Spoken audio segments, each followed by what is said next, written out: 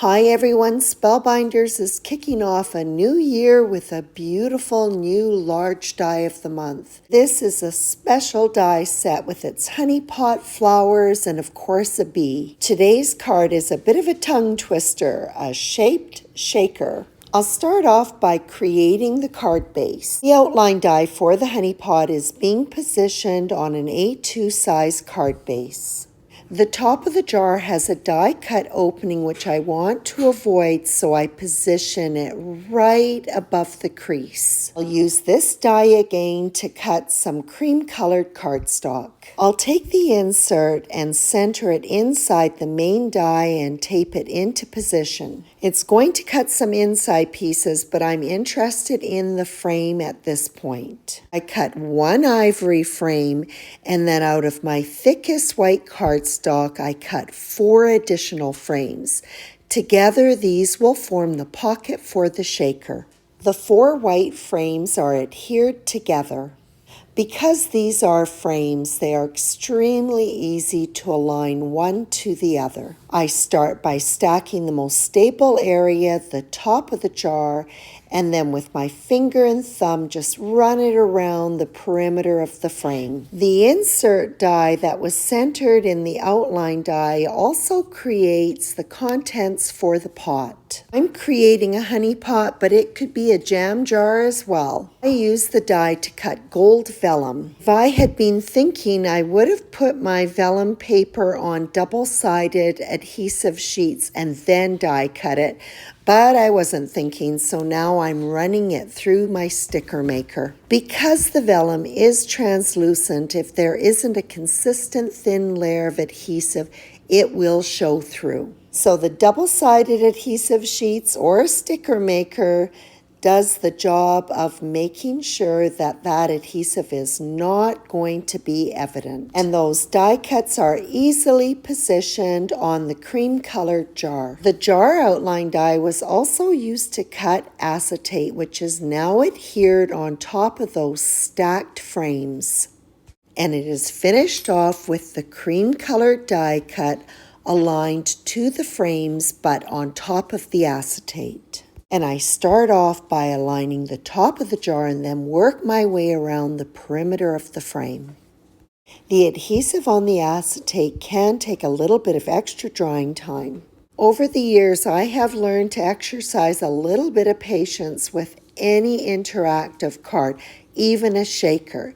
It needs to be dry before you move on. The last thing I want is anything slipping out of alignment and that shaker material sticking to exposed adhesive. I can go ahead and add the liquid adhesive to the frame, being careful not to disrupt the shaker material, which, by the way, isn't that a fun mix? I think it's by Sizzix, and when I first got it, I thought, what am I going to do with that? Those large flat discs are actually perfect for a honey pot.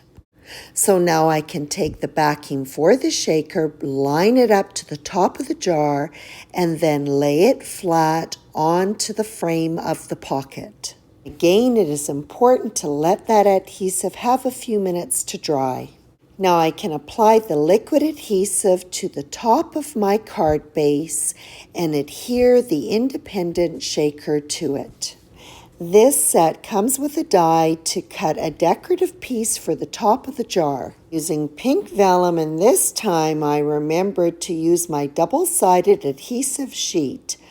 I applied the paper to it and then die cut the jar topper. The backing paper is removed and then it is lined up to the rim of the jar.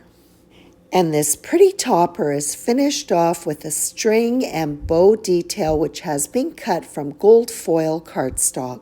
Cute tag with a sentiment insert that I'm taping together, and I'm going to cut it from the vellum paper. But this time I won't remove it from the backing of the adhesive sheet.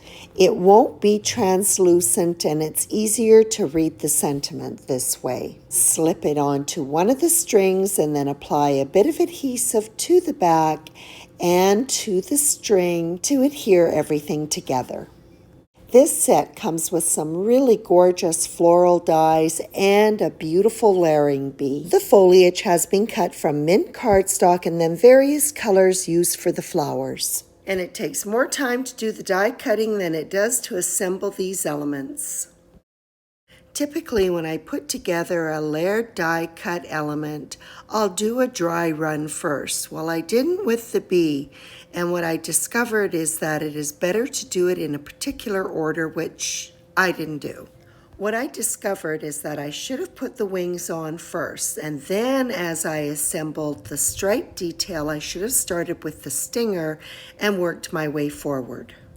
Oh well, that's me. Sometimes I just learn the hard way, but I'm making some more bees for another project, so now I'll get it right. So this was one of the snafus. I had to lift up that leg to be able to slip that stinger in, and then I had to lift up those stripe details so that I could get the wings tucked in behind them, which, by the way, are die cut from a pretty soft blue vellum. And to finish up this bee, I'm just going to pop that little die cut oval for his eye back in. I'm going to do a small arrangement of flowers on the knot of the bow. I'll start by putting in 2 of the leaves. Then add in the 4 small flowers. I didn't bother putting a flower center on this first one because it would be overlapped with one of the other flowers. I'm just going to swing this shaker around so that I can tuck a 3rd flower in behind that first one. The 4th flower is added in at the bottom of the arrangement so that it can frame the top of the sentiment tag. And now to add these gorgeous florals to the bottom of the honey pot. This first one will be adhered with liquid adhesive. As I apply the adhesive,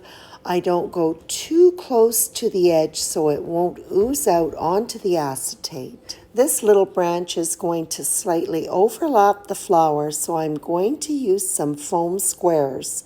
They're a bit big, so I cut them in half and then place them on each of the 4 leaves. Finishing with a dab of glue on the stem, the dimension of this die cut will sweep upwards from the base of the honey pot. Hold that stem down for several seconds until the adhesive sets. A foam adhesive square is popped in behind the purple bloom and it is set slightly behind the branch that was just adhered. And this sweet cluster of bluebells is adhered the very same way as the little branch, with half foam squares behind each flower and liquid adhesive on the base of the stem. The bee will sit on the edge of the purple flower, which has been adhered with a foam square. To keep the level the same, I dab a little bit of glue on the legs and then another foam square on the back of the bee. That completes this fun and pretty shaker featuring Spellbinder's large die of the month for January. I hope you enjoyed this video, and as always, I appreciate your visit.